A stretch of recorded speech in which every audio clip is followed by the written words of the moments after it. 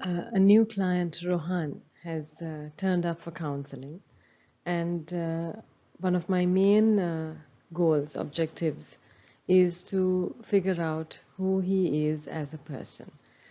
Before he starts to tell me what his problem is all about, I want to understand um, where and how they have developed their place in society.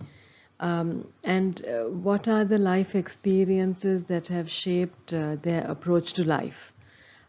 So it's important to get a sense of it before we actually get into why he's come for counseling.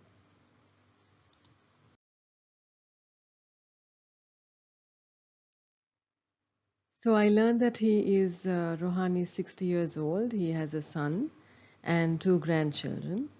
That his mother was a garment factory worker, and his father was a principal at the Mahavidyalaya in the town, in his hometown. His dad was very authoritarian, very strict, and emotionally unavailable. Rohan would get punished quite often. He was not a very good student, so he used to get physical punishment from his dad, quite severe at times. And when his siblings were born, there were three in the family, and his mother had to stay home to look after the children. But soon after she stopped going to work, she fell ill. She had lots of aches and pains. And Rohan, being the eldest, he was left to his own devices. Um,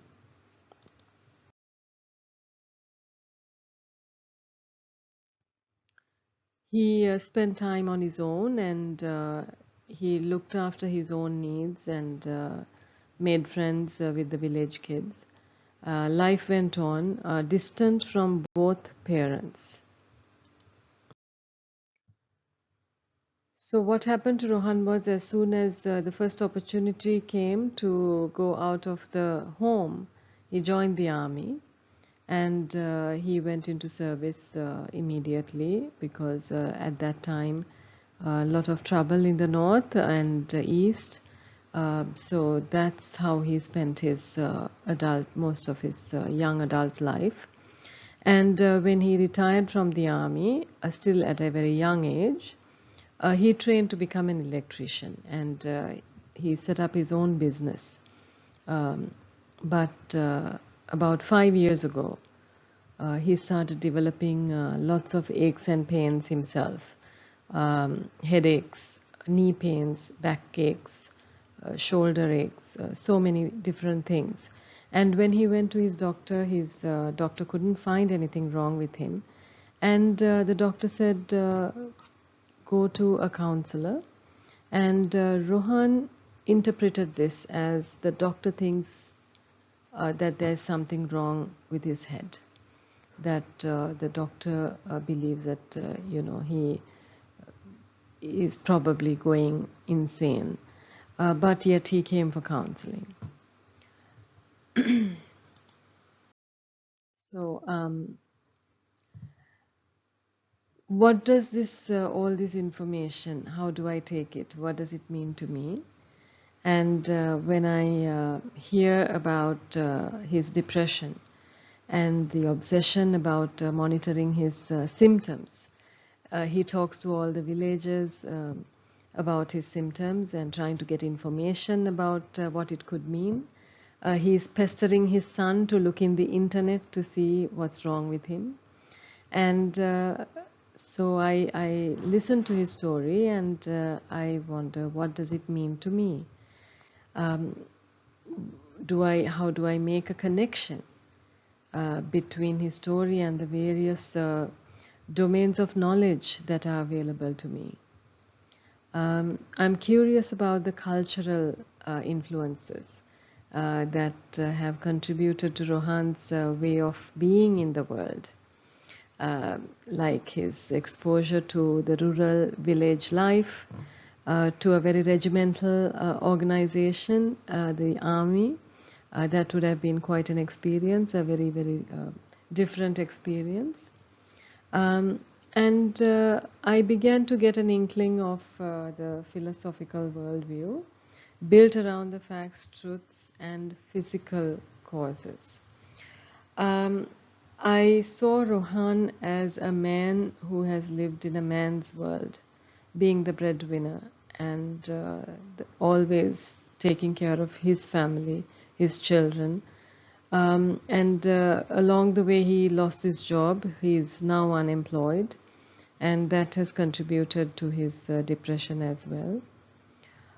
So I wonder about the body condition. Is it possible that his body remembers the trauma, maybe the beatings from his father or abuse in the army that his mind has repressed? So as I think of all these things, I'm also mindful of his economic situation because he is unemployed. And it's a hard place to be for someone who's been the breadwinner and who's always taken care of his family. And I want to think of my own position in relation to these different domains in his life. I don't really understand what life in the village is like. I don't understand what it is to point a gun at another human being. I don't understand what it's like to be an electrician and to set up the business as an electrician and then to lose that business. My worldview is very different. Being a woman in the city is very different to that of Rohan. But my work as a counselor is probably something that Rohan has never ever come across before. My task is to use my counseling skills and knowledge to help him understand what is happening in his life and to make certain adjustments that are necessary. But I can't connect with him effectively unless I'm able to engage to a sufficient extent with the various layers of meaning that makes up his experience of life. So the aim of this topic is to look at the various domains of knowledge that are relevant to counseling and counseling theory and practice. This topic reflects the views that counseling is an interdisciplinary activity. It doesn't stand alone. Although psychological theories and research represent highly important sources of knowledge for counselors, there are also several additional domains of knowledge that need to be taken into account if a counselor is to be able to respond to the client as a whole person. So one of the strengths of counseling as a profession is that the majority of counselors that enter into this field have already gained a lot of knowledge and experience in other areas of life. Most of the time, almost everyone who is following the courses for counseling and psychotherapy, they're around the age of 30 or older. Most of the time, they are much older. And they have prior learning and experience in all different walks of life. So all counselors, we like to think, they are able to critically evaluate counseling theories and skills they are taught against other sources of knowledge. Right? It is unrealistic and definitely unnecessary to expect a counselor to possess a comprehensive knowledge of all the knowledge domains that might be relevant to their work with a client. We can't know everything about everybody or all the different circumstances, all the different areas of somebody's life. We can't have knowledge about different cultures, religious backgrounds and such. What is important is to be aware that these domains are significant, to have given them some thought, and to have an active curiosity in terms of ongoing learning. So in week 1, we learned about each other's religious backgrounds and how counseling is done within the religious domain. It was very interesting, a good learning experience for all of us.